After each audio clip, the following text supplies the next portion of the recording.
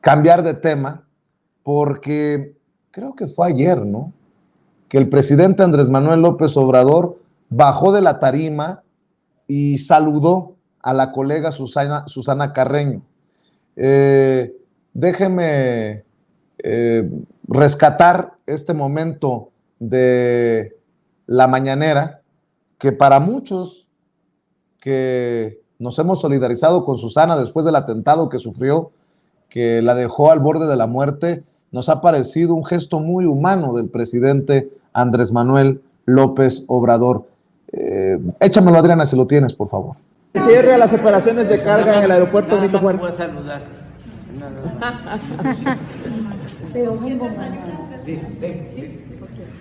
Presidente, sobre el cierre a las operaciones de carga en el aeropuerto Benito Juárez, presidente. ¿Cómo? Sobre el cierre a las operaciones de carga en el aeropuerto Benito Juárez, sobre el decreto que va a presentar.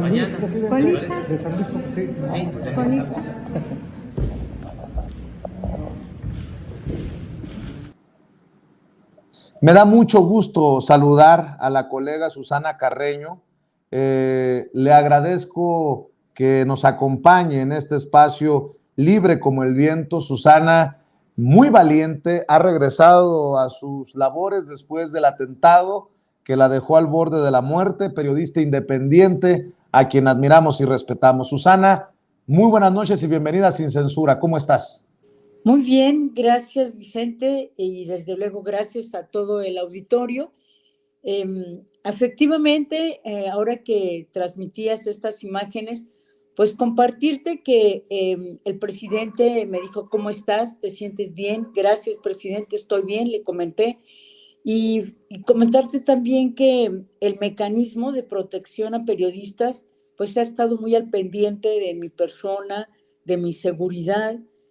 Como tú te pudiste dar cuenta, pues traigo escolta, ya mi vida no es la misma, pero agradezco al mecanismo de protección, desde luego al gobierno federal, el apoyo en cuanto a esta protección que se me brinda. Y sí, continuamos con los temas, Vicente, del medio ambiente, de todo lo que está pasando en el estado de Jalisco. Sí.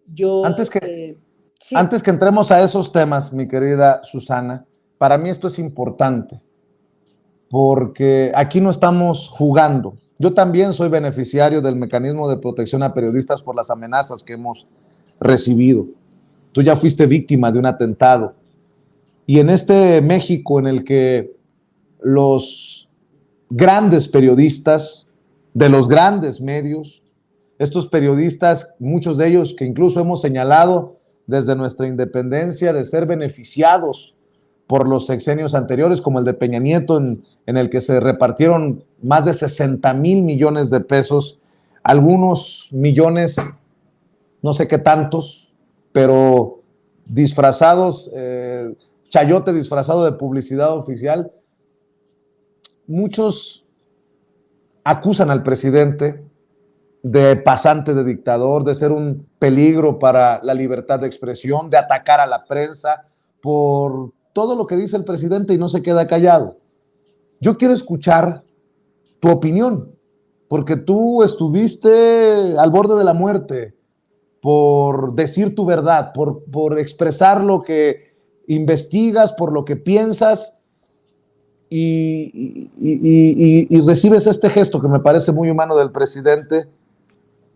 ¿Qué reflexión haces cuando ves y escuchas todo esto que te estoy poniendo sobre la mesa, Susana? Gracias, Vicente, y gracias por la pregunta, porque déjame decirte que yo voy a cumplir 45 años como periodista, como reportera, pues colaboré en muchos medios, en ABC Radio, por ejemplo, he sido corresponsal para varios medios, como Radio Fórmula, por ejemplo, para Noticiero Latino. Estoy en Radio Universidad de Guadalajara, en Puerto Vallarta, Canal 44, en el Foro Nacional de Periodistas, y he colaborado con varios medios, Canal 14, del Sistema de Radio y Televisión Pública, en fin, pasando mis reportes, y te digo, voy a cumplir 45 años como periodista. Yo viví desde la época al final de López Portillo, el inicio de Miguel de la Madrid, y así después Carlos Salinas de Gortari, después Zedillo, después de Zedillo Fox, después de Fox Felipe Calderón, Peña Nieto y ahora el presidente de México, Andrés Manuel López Obrador. Desde luego, un luchador incansable, el presidente de México, un hombre, pues, con toda esta trayectoria hasta llegar a la presidencia de la República. Yo no tengo en mi mente registrado que ningún presidente de la República nos haya dado espacio a todos los periodistas. Yo recuerdo que alguna vez que me tocó cubrir a un compañero que se enfermó y tuve la oportunidad de ir a la presidencia de la República, de cubrir el Congreso del Estado, el Senado de la República en algunas ocasiones, ya te daban prácticamente todo elaborado, tu boletín y prácticamente lo que ibas a hacer. Había mucha prensa en ese entonces que nada más era de boletines, y para quienes nos atrevíamos a escribir, yo empecé en la Ciudad de México. De hecho, pues tengo familia que vive en la Ciudad de México y empecé justamente en la ciudad. Me tuve que ir, que ya te contaré en alguna ocasión por qué me fui de la Ciudad de México, está documentado. Me fui hasta Ciudad Juárez, a la frontera. Después salí de Ciudad Juárez también por la situación de violencia, recordarás las muertas de Juárez, y bueno, salgo de la ciudad fronteriza buscando ya, y entonces ya con familia me voy a Puerto Vallarta. Te hago todo este recuento de qué he pasado de un lugar a otro, cambiándome de lugar de residencia por cómo se dan los actos de violencia y cómo se da también la afectación a periodistas, a quienes nos manejamos libremente, con libertad de pensamiento, y expresamos lo que a nuestro juicio corresponde, de lo que vivimos, trabajamos, investigamos y documentamos. Bueno, para mí, este espacio que abre el presidente de México siente un precedente en el país, y yo creo que en muchos países del mundo. El presidente Andrés Manuel López Obrador es un hombre con una apertura, es un hombre muy humano, y como periodista, la verdad, yo he tenido la oportunidad, qué lástima que no fui antes a la mañanera, no me fue posible, pero yo empecé a ir a la mañanera justamente en el 2021, empezaba prácticamente, empecé a ir y a llevar casos del medio ambiente.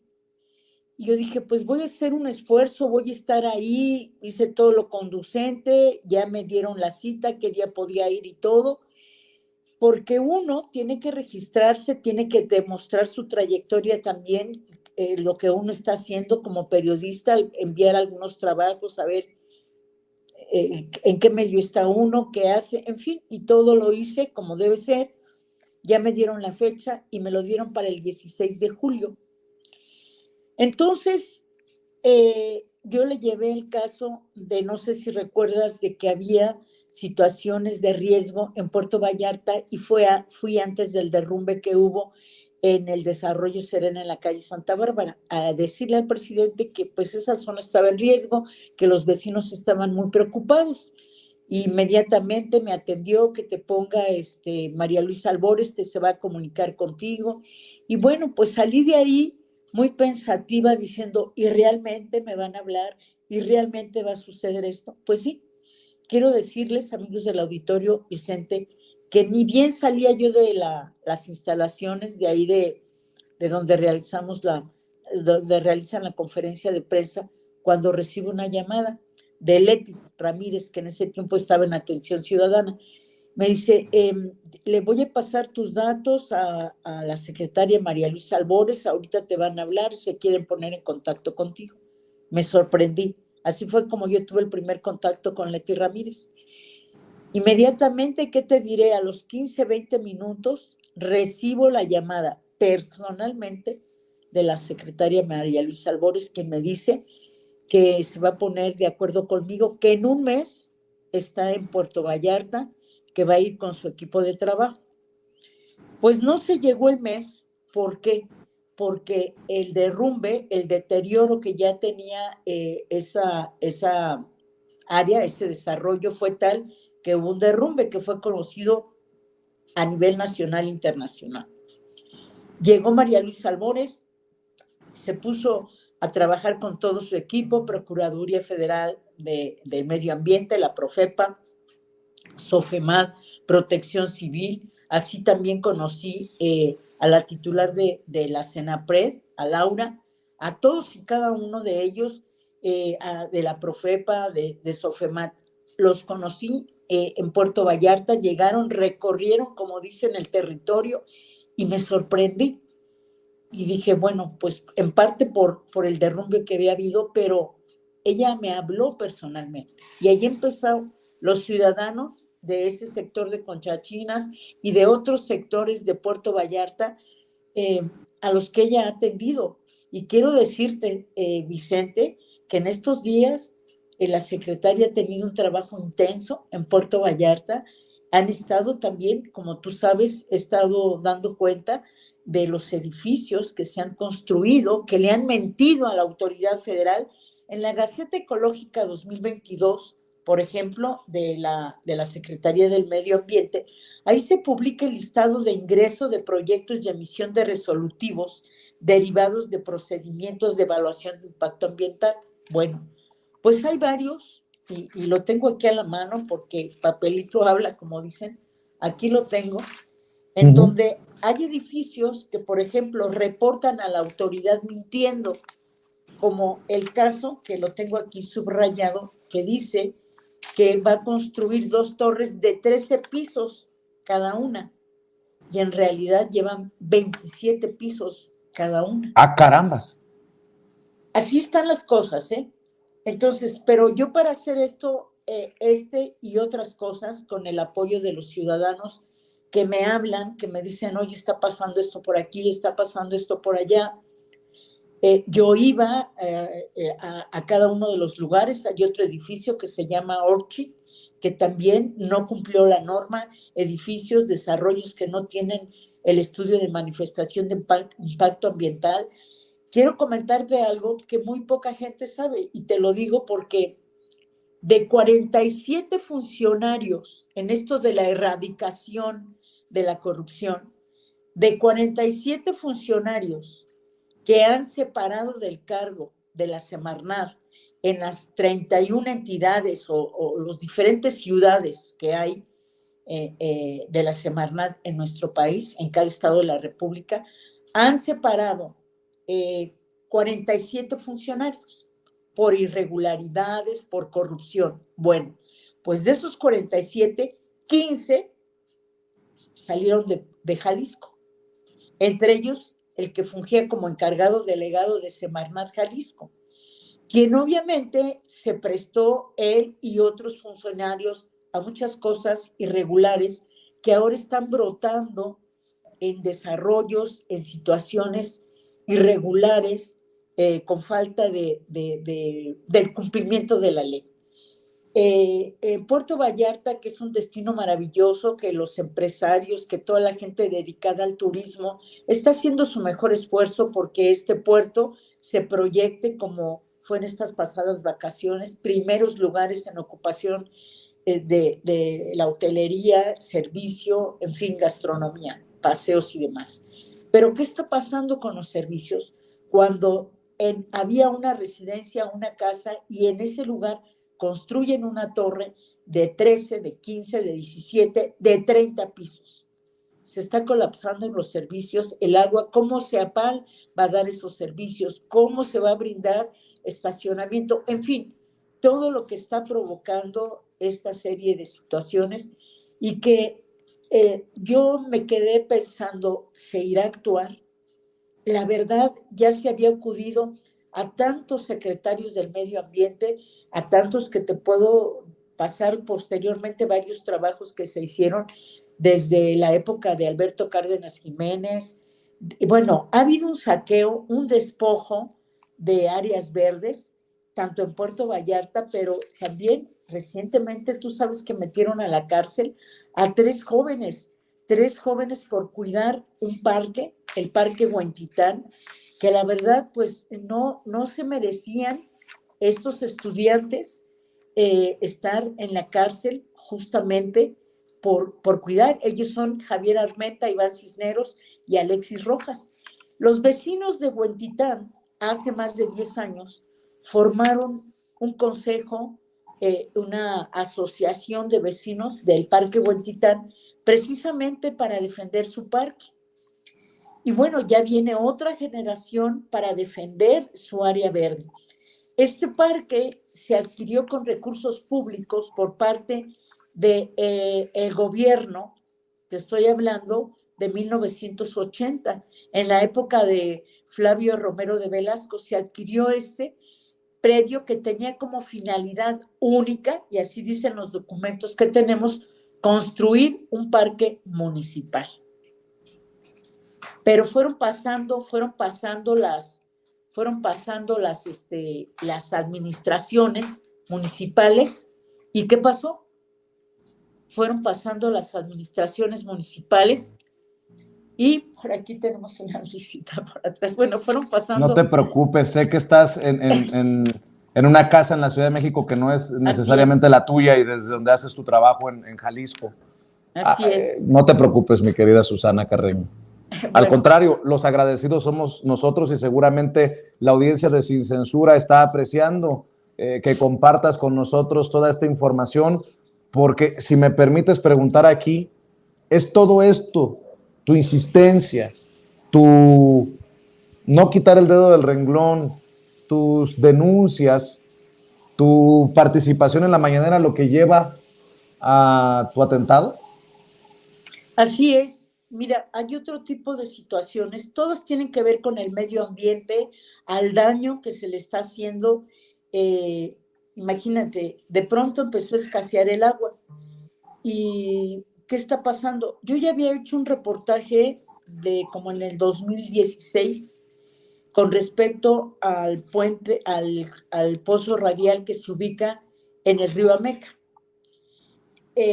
Hay muchas cribadoras que no tienen permisos, que están impactando el río, y esto ha disminuido considerablemente el aforo de tener 1,000 litros por segundo, pues ahora tenemos 200. Empezó a bajar y escasear el agua. Entre estas cribadoras que están impactando el río Ameca, entre todo lo que se llevó, producto de denuncias, porque no solamente es ir a decirlo a la mañanera, no solamente es decirlo en mis espacios, en Canal 44, en Radio Universidad, en mis redes sociales, no, es documentar lo que se dice. Como dicen, papelito habla. Y hay denuncias por parte de los propios ciudadanos que, cansados de no ser escuchados en el ámbito municipal, en el ámbito estatal, pues entonces buscan la salida, y buscamos la salida como ambientalistas, como periodistas, de ir ¿a dónde? A un espacio que está abierto. Por ejemplo, en el caso de Jalisco, muy lamentable, apenas ya se dan conferencias queriendo de alguna manera ser como las del presidente. Jamás va a ser igual, porque cuando te quieren callar, cuando te limitan y no hay esa libertad de expresión.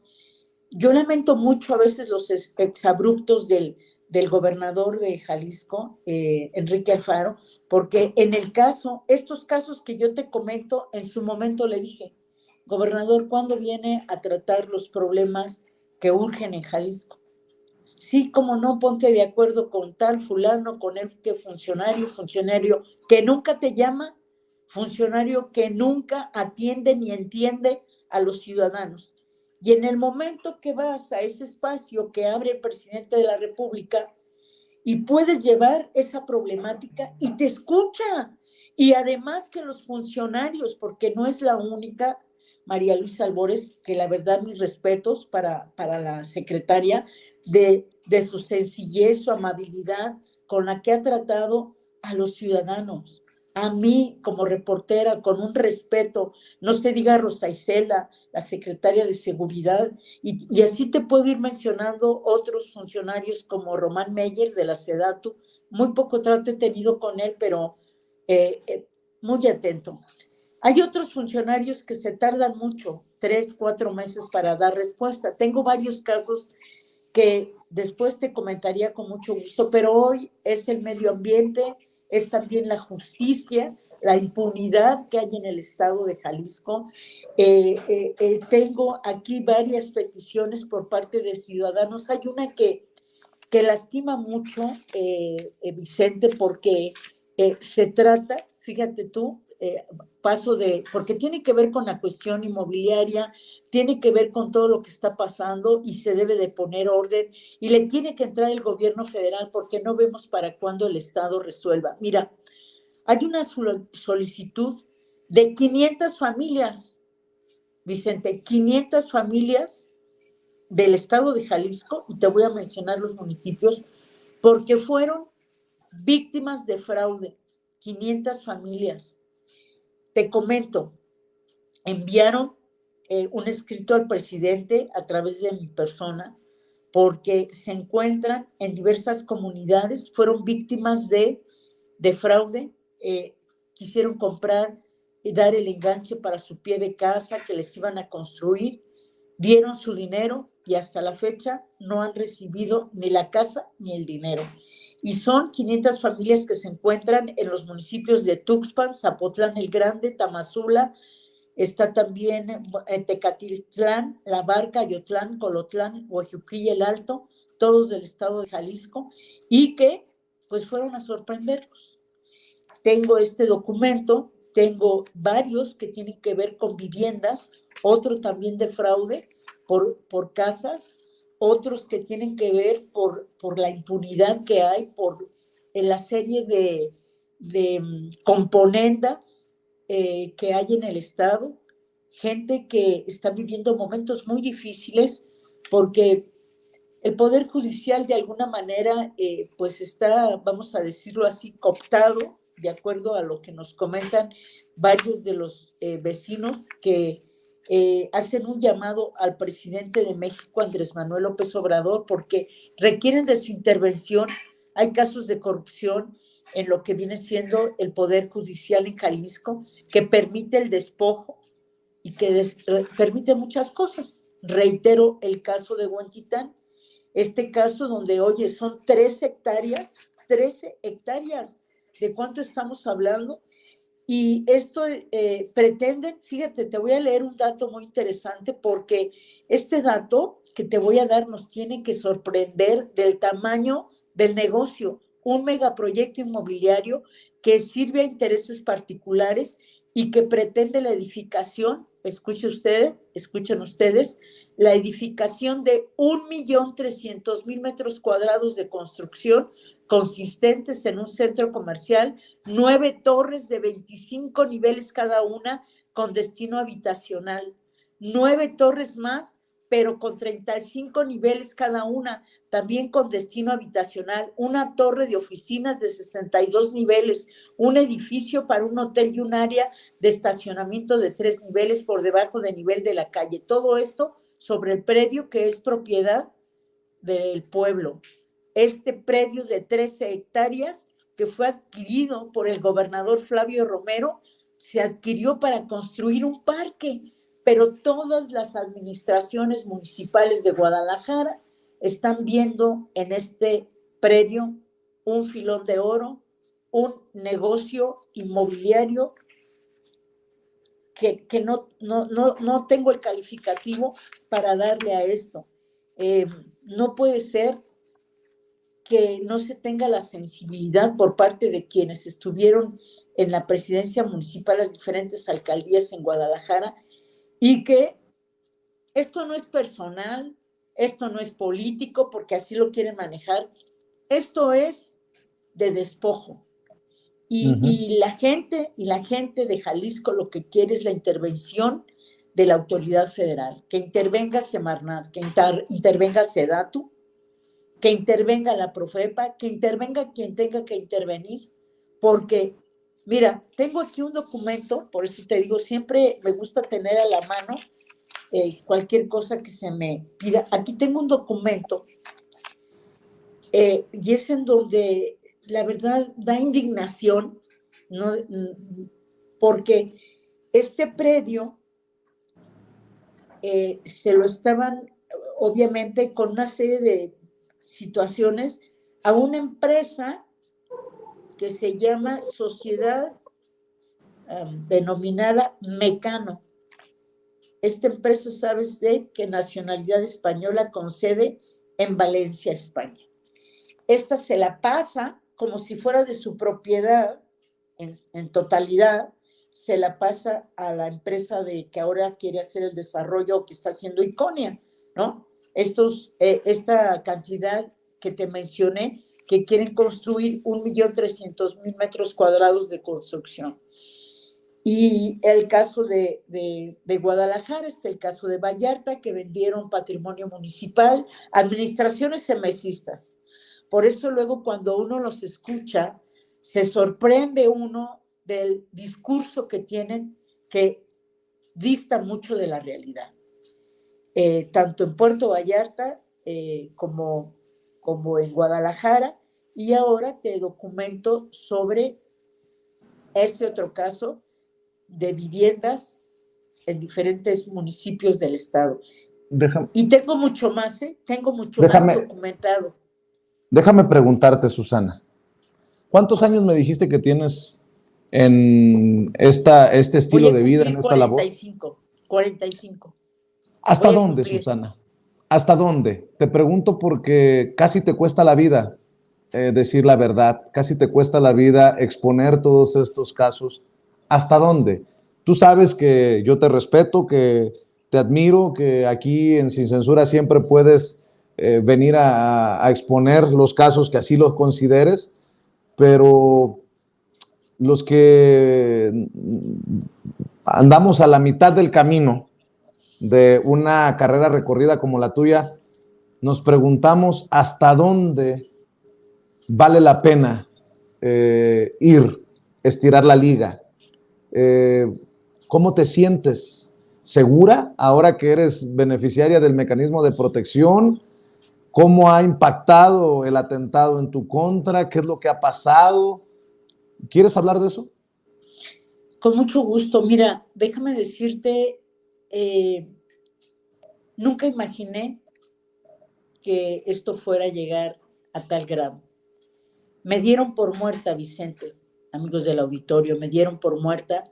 Fueron varias cuchilladas en el vientre, en el estómago, me afectaron el intestino, me afectaron el vaso, me dieron un corte en la yugular, me dieron otra en el brazo y todavía me aventaron, me tiraron ahí al asfalto, tierra, quedé hacia arriba viendo al cielo y dije, te lo voy a decir como lo pensé, no es justo. Invoqué al Señor y le dije, Dios mío, no es justo que yo muera así, porque yo no estoy inventando nada.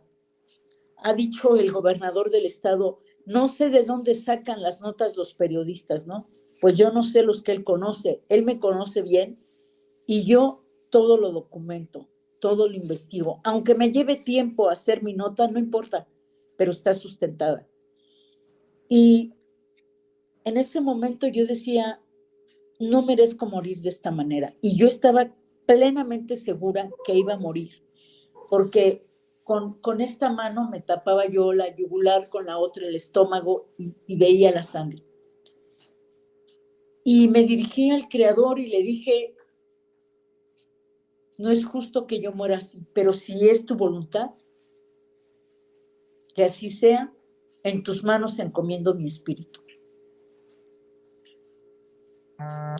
No supe más, por ahí me di cuenta cuando llegó la ambulancia. Tuve una experiencia, no sé si me permites contártela, pero tuve una experiencia que de pronto sentí como que alguien me subía y empezaba yo a ver, como cuando ves desde los drones una imagen desde arriba, yo empecé a verme tirada, empecé a ver, pero desde arriba, ¿sí? Y en ese momento lo que me quedaba de conciencia, yo creo que yo ya estoy muerta.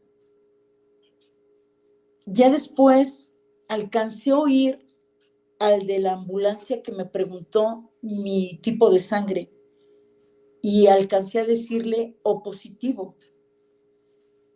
Y ya no supe más, dicen que llegué en shock, me hicieron 2 operaciones, estuve un mes completo en el hospital. Y sí, la vida me ha cambiado. Me afectaron mi cuerpo porque mucho tiempo no podía caminar, no podía hablar como lo estoy haciendo ahora. Me afectaron muchas cosas de mi organismo, no me afectaron mi dignidad, no me afectaron mi fuerza. Estoy recuperando la fuerza de mi voz. Y decirte que he dedicado mi vida casi 45 años a esto, casi 45 años. Sí son muchos. Y yo estaba pensando desde hace 2 años ya el buscar ya mi pensión, ya retirarme. Nunca pensé que fuera de esta manera y por esto. Claro que he pensado ya en retirarme. La gente me ha buscado, la gente ha sido muy linda con oraciones, con todo. Obviamente que me preocupa mi familia, me preocupa mi integridad. Me siento protegida, me siento cuidada por el mecanismo, porque mira, a donde estoy viviendo, colocaron cámaras, me colocaron protecciones. Para entrar necesitas pasar por 4 filtros de chapas que me las puso el mecanismo, ¿sí? Tengo escolta y yo a veces me quedo pensando cuántas personas más por hablar, por elevar la voz, tienen que estar protegidas. En el caso de los estudiantes, por ejemplo, meterlos a la cárcel por defender un parque, que no podían haber hablado con ellos. Imagínate tú, 3 jóvenes estudiantes, que lo único que hicieron fue sembrar árboles y querer defender su parque. ¿A qué grado estamos llegando en Jalisco? Que no existe el diálogo. A ver, jóvenes, vengan, vamos a analizar esto jurídicamente, bla, bla, bla. No, inmediatamente denúncienlos esto, lo otro. O sea, esa es una agresión contra un ciudadano, contra jóvenes que nos están demostrando que quieren heredarse para las futuras generaciones un mejor entorno. Yo no me he metido en otros temas, Vicente, no me he metido en otros temas. ¿Por qué? Porque yo sé lo que viví en Ciudad Juárez, sé lo que he vivido en México en años pasados. Y yo digo, ese tema no, pero defender el ambiente, defender la vida, defender el que se cuide el entorno. Digo, hay México firma muchos tratados que tienen que ver con el medio ambiente. Está uno, hace unos días fui a una conferencia de prensa donde una doctora en Derecho y el propio presidente de la Asociación de Vecinos de Huentitán, estuvo Arturo Mendoza Montes y estuvo la doctora Raquel Gutiérrez Nájera. Ella y desde luego Javier Armenta, estuvo también Zoé García Romero, que es la presidenta de los estudiantes de Guadalajara, de la FEU, estuvieron todos ellos y hablaban de por qué no hacer un llamado a los organismos internacionales. Hablaron incluso de un tratado, un acuerdo que se llama de Escazú, repito, Escazú, que fue firmado por México y apenas entró en vigor en abril del 2021, que habla de la aplicación de las leyes ambientales. Habla que los defensores de los derechos humanos en asuntos ambientales, habla también de garantizar el entorno seguro y propicio en el que las personas, grupos y organizaciones promuevan y definen los derechos humanos en asuntos ambientales para que puedan actuar sin amenazas, restricciones e inseguridad. En fin, el tratado es muy extenso, pero tenemos muchos problemas en Jalisco, tenemos muchos problemas en México, pero te voy a hablar de Jalisco porque es donde yo trabajo, me muevo un poco lo que es Jalisco y Nayarit, pero me concentro más en Jalisco. Tenemos problemas de feminicidios, tenemos problemas de desapariciones, tenemos problemas de todo tipo. Tú lo has visto, por ejemplo, has sabido, en Puerto Vallarta mataron al exgobernador Jorge Aristóteles. En Puerto Vallarta mataron a Felipe Tomé, que tenía cuestión.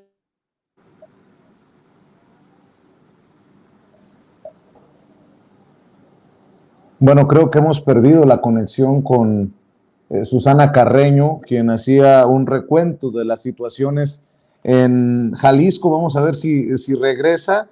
Voy a esperar al equipo de producción que me informe. Tristemente hemos perdido la conexión con Susana porque, obviamente esta plática, esta conversación sin censura amerita cerrarla como se debe, por la puerta Sí, grande. Bueno, ya regresó la querida sí. Susana Carreño. Susana, estabas enumerando las situaciones en Jalisco. Así es. Mira, después te voy a pasar un comunicado que hicieron ya los compañeros reporteros de Puerto Vallarta, unidos ya, un poco a raíz de lo que me pasó, pero también por todas esas amenazas. Vemos amenazado nuestro trabajo, vemos amenazado el poder hablar, el poder señalar con sustento y con responsabilidad cosas que pasan en el municipio y en el estado. Entonces, tú me preguntaste, ¿vale la pena? ¿No tienes miedo? ¿Qué va a pasar? ¿Vas a seguirle?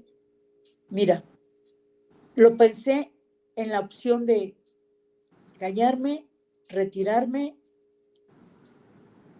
pero yo no soy ninguna delincuente. Si toda mi trayectoria, porque ha sido limpia, y toda mi trayectoria ha sido como me muestro, pensé, ¿por qué me voy a callar? Si se está defendiendo nuestra vida, el medio ambiente, yo no estoy dando cuenta de otro tipo de temas que son riesgosos, sino simplemente el cuidado y el respeto de las leyes ambientales. Si no cuidamos nuestro planeta, si no cuidamos nuestro país, nuestro estado, si no cuidamos la casa en que vivimos, ¿qué vamos a cuidar? Te propongo algo, Susana, que cuando tengas información que quieras dar a conocer y que nosotros podamos ser el puente, el vínculo, que vengas a Sin Censura cuando tú lo quieras. Y creo que hay mucho que tienes que aportar desde esta convicción, desde esta valentía que te sigue empujando en esta carrera y en este negocio que a veces es muy ingrato. Pero mi querida Susana, tienes todo nuestra solidaridad, nuestro apoyo y aquí estamos para respaldarte. Gracias, y te voy a hacer un comentario final porque vale la pena decirte, tú empezaste esta transmisión, esta conversación, preguntándome sobre el detalle que tuvo el presidente de México. Bien, yo se lo agradezco que estén al pendiente de mi persona, de mi salud, y quiero insistir, independientemente de lo que se diga y digan otras voces sobre el presidente de México, es un presidente humano, es, yo creo, de los últimos presidentes de México que hemos tenido, al menos, pues bueno, yo nací en la época de Adolfo López Mateos. De ahí para el Real, ¿verdad? Creo que Adolfo López Mateos fue un buen presidente, hasta ahí lo dejamos. López Mateos, y ahora un López Obrador. Es buen presidente, estamos viendo, por ejemplo, las finanzas, la economía. Hubo muchas personas que dijeron que el presidente era un peligro para México y pues se están callando. Y no lo digo por otra cosa, sino por experiencia propia, que yo nunca pensé ir en la mañanera, te lo digo sinceramente, fui porque ya se había agotado el ámbito municipal y estatal. Dije, pues bueno, vamos, porque en anteriores administraciones buscamos a secretarios del medio ambiente, jamás te respondieron. Tú sabes que hay el derecho de petición, escritos, escritos y más escritos, que luego te voy a compartir un reportaje sobre eso. Nadie contestaron. Loeje Tamargo, Alberto Cárdenas Jiménez, Elvira Quesada. O sea, les mandabas un escrito, solicitud de entrevista, en la vida ni siquiera te contestaban. Hoy no solamente te contestan, te atienden, te entienden. Ese es su ser peligroso. Están atendiendo. Y yo me siento como periodista, me expreso con libertad y no hay censura, justamente. Así que, pues tenemos un buen presidente. Y el detalle que tuvo ayer conmigo fue ir a preguntarle a la reportera cómo estás, cómo sigues, qué bueno, ¿verdad? Que estás con vida. Felicidades. Punto. Lamentablemente, el gobernador de Jalisco, pues a lo mejor ni siquiera una llamada, ¿no? Por teléfono, o oye, ¿cómo sigues? O qué sé yo. Digo, tampoco lo necesito, pero no vi esa actitud. El presidente municipal sí lo hizo, sí estuvo muy al pendiente, el profesor Luis Michel, que otro día platicaremos de la administración municipal, pero son muchos temas y temas que tienen que ver con la sociedad, con la problemática y que yo creo que se pueden resolver con voluntad. Vicente, me da mucho gusto, gracias por tu invitación y aquí estamos. ¿Dónde te puede ver, leer, seguir, escuchar la gente que nos ven sin censura, Susana Carreño? Mira, yo tengo un espacio informativo todos los días. Ahora está mi compañero Javier Frías, que me está cubriendo, pero yo colaboro, envío información, soy corresponsal, pero estoy en Canal 44 de Radio Universidad de Guadalajara en Puerto Vallarta, en Radio Universidad, en Canal, y en Radio Universidad es www.radio.udg.mx/Vallarta, y tengo mi Facebook y mi fanpage, que es Susana Carreño o Susana Mendoza Carreño. Ahí estoy. Y pronto, pues, a ver si me animo a abrir una página, ¿verdad? Para tener un espacio similar o cuando tú me invites. Mira, SC son mis iniciales, Susana Carreño, sin censura. Muchas gracias, Vicente. Susana Carreño, te mando un abrazo, nuestra admiración, nuestro respeto y te pido, por favor, que te cuides. Muchas gracias, así lo haré. Gracias, Susana Carreño, hablando en este espacio libre como el viento. Y déjeme saludar